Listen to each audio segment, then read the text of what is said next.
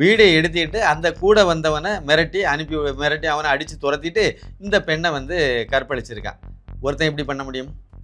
ஒருத்தன் எப்படி எவ்வளவு தூரம் கச்சிதமாக செய்ய முடியும்? இவங்க 2 பேர் இருக்காங்கல்ல, அந்த மாணவியை கற்பழித்து நாசம் பண்ணிட்டாங்க.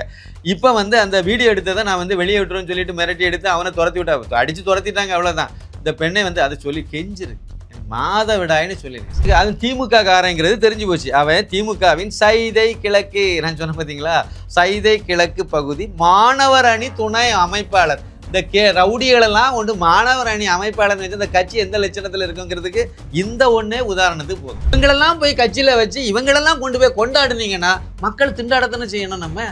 நாம இவங்ககிட்ட சண்டை போக முடியுமா? இவங்ககிட்ட போய் அடித்தடிக்கு போக முடியுமா? வெட்டுக்குத்தடி போக முடியுமா?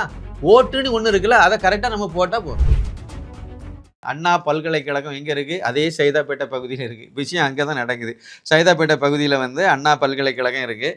இங்கே வந்து 19 வயசு உடைய ஒரு மாணவி, கன்னியாகுமரி மாவட்டத்தை சேர்ந்தவங்க, எங்கள் மாவட்டத்தை சேர்ந்த ஒரு மாணவி. இவங்க வந்து மெக்கானிக்கல் பிரிவில் 2ஆம் ஆண்டு படிச்சுட்டு இருக்காங்க. அந்த பல்கலைக்கழக இதில் வளாகத்திலே விடுதி இருக்குது. அந்த விடுதியில் வந்து அவங்க தங்கியிருக்காங்க.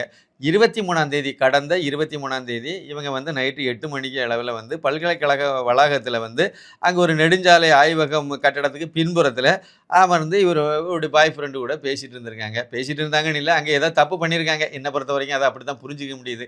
அது அவங்க வந்து அவங்க வந்து பாதிக்கப்பட்டவங்க, அதனால் அப்படிலாம் இல்லை. அங்கே ஏதோ ஒரு வகையில் அங்கே வந்து அந்த பகுதியில், குறிப்பிட்ட பல்கலைக்கழக வளாகத்தில் அந்த பகுதியில் வந்து அடிக்கடி வந்து மாணவிகள் ஜோடியாக போய் ஏதோ தப்பு பண்ணிகிட்டு இருக்காங்க. இது இதை கிளறும்போது இப்படி தான் அது சொல்லப்படுது.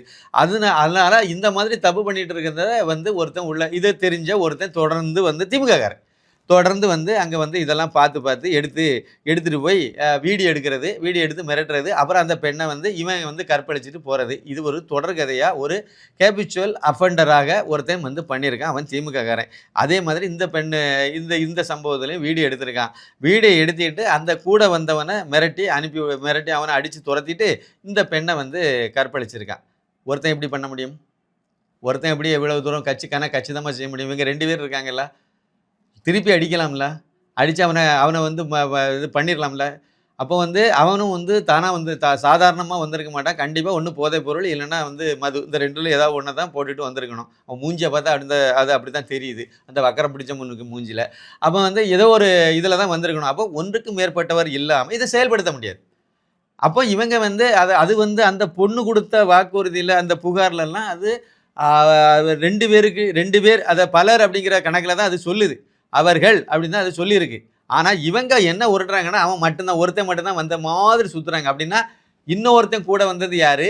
இல்லைனா 3ஆவதாக ஒருத்தனுக்காக வேண்டி இவங்க வந்து அதை ரெடி பண்ணாங்களா? என்ன கதைங்கிறது சரியான விசாரணை நடத்தினா தான் மட்டும்தான் வந்து இதில் உண்மை என்னங்கிறது தெரியும். எப்படியோ அந்த பொண்ணை சீரழிச்சிட்டாங்க, அவ்வளோதான். அந்த மாணவியை கற்பழித்து நாசம் பண்ணிட்டாங்க.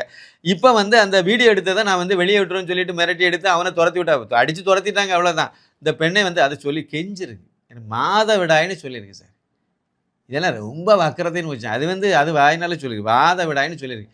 மாதவிடாயில் தப்பு பண்ண மாட்டாங்கங்கிறது வேற கதை. அது தப்பிக்கிறதுக்காக வேண்டி அந்த வார்த்தையை அதை பயன்படுத்திருக்குங்கிறது என்னுடைய புரிதல்.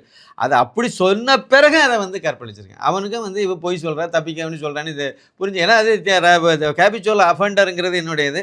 அப்போ அவன் வந்து அதை இப்படி இந்த மாதிரி பண்ணி எல்லாம் பண்ணி முடிச்சாச்சு. இப்போ கடைசியில் அந்த பொண்ணு வந்து பாதிக்கப்பட்ட பெண்ணை வந்து நிறைய அந்த மாணவி வந்து நிறைய வந்து இவங்ககிட்ட போய் கமிஷனர் அருண்கிட்ட போய் நேரடியாக போய் அது கம்ப்ளைண்ட்டை கொடுத்துட்டு, இது எதிர்பார்க்காத திருப்பம். அது கம்ப்ளைண்ட் கொடுக்காம இப்படியே பாதிக்கப்பட்ட பெண்கள் எல்லாம் போயிட்டே இருந்து, இதுக்கு முன்னாடி பல சம்பவங்கள் அங்கே நடந்ததாக சொல்கிறாங்க. அதனால தான் நான் இந்த அளவுக்கு சொல்கிறேன். விசாரித்து உள்ள நுழையும் போது இப்போ வந்து இதில் குணசேகரன், 37 வயசு உள்ள குணசேகரன்கிற ஒரு தற்குறி, ஒரு ரவுடி பைய இதில் இருக்காங்கிறது உறுதியாயிட்டு. இது தெரிஞ்ச உடனே போலீஸுக்கு, அதுவும் திமுக காரங்கிறது தெரிஞ்சு போச்சு. அவன் திமுகவின் சைதை கிழக்கு, நான் சொன்ன பார்த்தீங்களா, சைதை கிழக்கு பகுதி மாணவர் அணி துணை அமைப்பாளர். இந்த ரவுடிகளெல்லாம் கொண்டு மாணவர் அணி அமைப்பாளர் வச்சு இந்த கட்சி எந்த லட்சணத்தில் இருக்குங்கிறதுக்கு இந்த ஒன்றே உதாரணத்துக்கு போதும். மாணவர் அணி தலைவர் யார் தெரியுமா?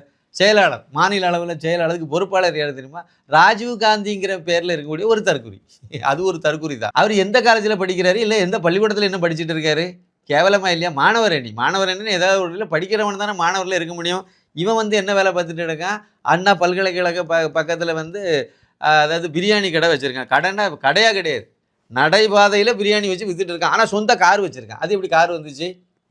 இதுதான் எல்லாம் விசாரிக்கப்பட வேண்டிய விஷயம். என்னை பொறுத்த வரைக்கும் இதில் என்னென்னா, போலீஸுக்காரங்க உடனடியாக அதை நடவடிக்கை எடுக்கணும்னு போகும்போது திமுக காரன் அதில் இன்வால்வ்டு, திமுக காரன் தான் இதில் பண்ணியிருக்காங்கிறது தெரிஞ்சு போச்சு. ஏன்னா இதுக்கு முன்னாடி பல சம்பவங்களை அண்ணன் பண்ணியிருக்காரு. இது வேறு யாருக்கோ ஏதோ ஒன்று இதில் இன்னொரு சம்பவம் இதில் இருக்கும்னு தான் நான் நினைக்கிறேன். இவன் தானாக இவன் மட்டும் செய்திருந்த மாதிரி எனக்கு தெரியலை.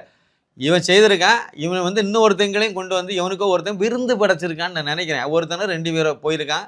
அதையெல்லாம் பண்ணி எடுத்து கடைசியில் வந்து எல்லாம் இப்போ கூட இருக்கவனெல்லாம் துரத்தி விட்டு எல்லாம் முடிச்சுக்கிட்டு கடைசியில் வந்து விருந்து படைச்சிருக்கான். அதில் ஏதோ ஒரு திமுக பிரபலம் வந்து உள்ளே இருக்குன்னு நான் நினைக்கிறேன். ஏதோ ஒன்று இருக்குது. அது இல்லாமல் வந்து இது இருக்கும்னு நான் இந்த தற்குறி நாதாரி வந்து திமுக காரங்கிறத சொல்லி அவன் செய்த கிழக்கு பகுதி மாணவரணி பகுதி அமைப்பாளருங்கிறதையும் சொல்லி இந்த தகவல்லாம் சொல்லி அந்த நாதாரி வந்து சுப்பிரமணியத்துக்கு நெருக்கமானவங்கிறதையும் சொல்லிட்டார்.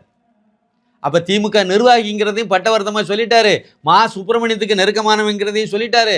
அது போக துணை முதலமைச்சர் உதயநிதிக்காருடைய எடுத்த போட்டும் வெளியிட்டு அவருக்கு நெருக்கமாக இருக்காங்கிறதையும் எல்லாத்தையும் வெளியே சொல்லி இதெல்லாம் சொன்ன பிறகு அதுக்கு பிறகும் ஒரு தொலைக்காட்சி இதை விவாதத்துக்கு எடுத்துக்கலைங்க. ஒரு தொலைக்காட்சி இதை எடுத்துக்கல. எந்த விவாதமும் நடத்தலை. இந்த பத்திரிகையிலையும் பெருசாக இதை கண்டுக்கிட்ட மாதிரி தெரியலை. ஏதோ புதுச்சப்பில் ஒரு செய்தி மட்டும் போட்டு ஒப்பேத்திட்டு இருக்காங்க. அண்ணாமலை இதை கையில் எடுத்த பிறகு வேறு வழி இல்லாமல் செய்தி போடுறாங்க. 15 வழக்குகள் ஒருத்தன் மேலே இருக்குது. 2011 இதே மாதிரி இந்த அயோக்கிய பையன் இதே மாதிரி ஒரு கற்பழிப்பில் ஈடுபட்டிருக்கா. அப்படின்னா அவன் வந்து தொடர்ந்து பண்ணுறாங்கிறது தான் அர்த்தம். 2011 பண்ணவன் அடுத்த 2024 வரைக்கும் யோக்கியனாக இருந்துட்டு புனிதராக இருந்துட்டு பழையபடி 2024 டிசம்பரில் வந்து பழையபடி பண்ணான்னு நீங்கள் நினைக்கிறீங்களா? தொடர்ந்து பண்ணிகிட்டே இருக்கான். எந்த மாணவியும் வெளியே சொல்லலை. இது அங்கே விழுந்து வரக்கூடிய தகவல். மாதர் சங்கம்னு ஒரு கூறுகட்ட சங்கம் உண்டல, அது இருக்கா இல்லையா? கலைச்சி விட்டாங்களோ இல்லை அப்படியே கொண்டு போய் சீனாவில் கொண்டு போய் எல்லாத்தையும் கொண்டு போய் புதைச்சிட்டாங்களோ? ஒரு பொம்பளை கூட வெளியே வரலைங்க. ஒரு பெண்மணி கூட வெளியே வந்து இந்த விஷயத்த பேசவே இல்லைங்க. அந்த சல்மா மெட்ரிகுலேஷன் பிரச்சனையிலையும் வாயே திறக்கலை. 2021 சட்டமன்ற தேர்தலுக்கு பிறகு தமிழகத்தில் நடந்த எந்த கற்பழிப்பு அநீதிகளுக்கும் இவங்க குரல் கொடுத்ததே கிடையாதுங்க. நக்கீரன் கோபால் செத்து போயிட்டாரா? இருந்தாலும் இருக்காரா செத்து போயிட்டாரா தெரியல எனக்கு. ஹிந்து என் ராம் இருக்காரா செத்து போயிட்டாரா தெரியல எனக்கு. கொந்தளிப்பு அதை கொதிப்பாக இருக்குது நமக்கெல்லாம். இவங்கெல்லாம் சேர்ந்து தாங்க அந்த பொள்ளாச்சி பாலியல்னு சொல்லி ஓஹோன்னு சொன்னாங்க. அது தப்பு தான். அதுக்கு குரல் கொடுத்தாங்களா? வைரமுத்து அந்த தகர டப்பாவுக்கு பேனை உடஞ்சி போச்சோ, மை தீர்ந்து போச்சா? என்னங்க இது? தப்புன்னா தப்பு தாங்க. அது யார் செய்தாலும் தப்பு தான். இந்த மாதிரி ஒரு நிலைமை வரணுமா வரண்டாமா? வரணும்னா ஒன்று தான். 2026 இந்த கேடு கெட்ட இந்த தீய சக்தி இந்த ரவுடி கட்சியை ஆட்சியை விட்டு அப்புறப்படுத்தணும். அப்போ தான் கற்பழிப்பு குற்றங்கள் மட்டும் இல்லை, சாராயமும் அப்போ தான் ஒழியும். அதே மாதிரி மதுபானம் போதை இதெல்லாம் கஞ்செல்லாம் நான் குடியிருக்க வீட்டுக்கு இப்போ அடுத்த தெருவிலே வந்துட்டுங்க.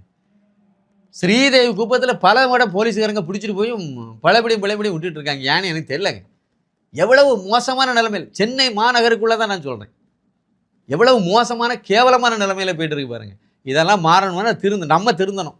குறிப்பாக இந்துக்கள் திருந்தணும். பழையபடி நான் அதை தான் சொல்லுவேன். ஏன்னா கிறிஸ்தவங்களும் முஸ்லீம்களும் சர்ச்சிலையும் மசூதியை சொல்கிறத கேட்டு திமுக தான் ஓட்டு போடுவோன்னு நிற்கிறாங்க. நீங்கள் என்ன பண்ணுவீங்க அவங்கள? அதில் உள்ள நல்லவங்களும் திருந்தணும். இந்த மக்கள் நல்லா இருக்கணும். உங்களுடைய சந்ததிக்கும் இதாங்க நிலவரம். கன்னியாகுமரி மாவட்டத்தை வந்து பெண் இது மாணவி இது அது வந்து அங்கே பாதிக்கிட்ட கிறிஸ்தவங்க தான் இருக்காங்க. அந்த பெண்ணு கிறிஸ்தவங்களாக கூட இருக்கலாமே. அது யாருன்னு நமக்கு தெரியாது, அதை விடுங்க. ஆனால் உங்களுடைய பெண்களும் வீட்டு பெண்களும் வந்து பாதுகாப்பாக வாழணும்னு நினச்சிங்கன்னா திருந்துங்க. நீங்கள் எல்லா மக்களும் திருந்தணும். இந்த மாதிரி ரவுடி கட்சியை தொடர்ந்து இது மாதிரி ரவுடிகளை மட்டுமே காப்பாற்றிட்டு அது பாருங்க. இது கள்ளக்குறிச்சி கள்ளச்சாராய் சாவில் இது சிபிஐ விசாரணை வேண்டாம். கோர்ட்டு உத்தரவு போட்டு சுப்ரீம் கோர்ட்டு போயிறாங்க. சுப்ரீம் கோர்ட்டில் போய் சிபிஐ விசாரணை வேண்டான்னு போயிருந்தாங்க. ஏன்? கல்வராயன் மலையில் கள்ளச்சாராயம் காய்ச்சினது திமுக காரன். அதான் விஷயம். திமுக மாவட்ட செயலாளர்கள் நீ இந்த பகுதியில் நான் இந்த பகுதியில் 2 பேரும் திமுக எம்எல்ஏக்கள். உதயம் வசந்தம் கார்த்திகேயன் அப்புறம் உதயசூரியன் எம்எல்ஏ. அதாவது உதயசூரியன் அவங்க தாத்தா பூட்டம் காலத்துலேருந்து கள்ளச்சாராயம் காய்ச்சிட்டு இருக்காரான். எவ்வளவு இவங்களெல்லாம் போய் கட்சியில் வச்சு இவங்களெல்லாம் கொண்டு போய் கொண்டாடுனீங்கன்னா மக்கள் திண்டாடத்தானே செய்யணும். நாம் இவங்ககிட்ட சண்டை போக முடியுமா? இவங்ககிட்ட போய் அடித்தடிக்கு போக முடியுமா? வெட்டுக்குத்தடி போக முடியுமா? ஓட்டுன்னு ஒன்று இருக்குல்ல, அதை கரெக்டாக நம்ம போட்டால் போதும். இவங்களை காலி பண்ணணும்னா இப்போ இருக்கிறது ஒரே ஆள் அண்ணாமலை மட்டும்தான்.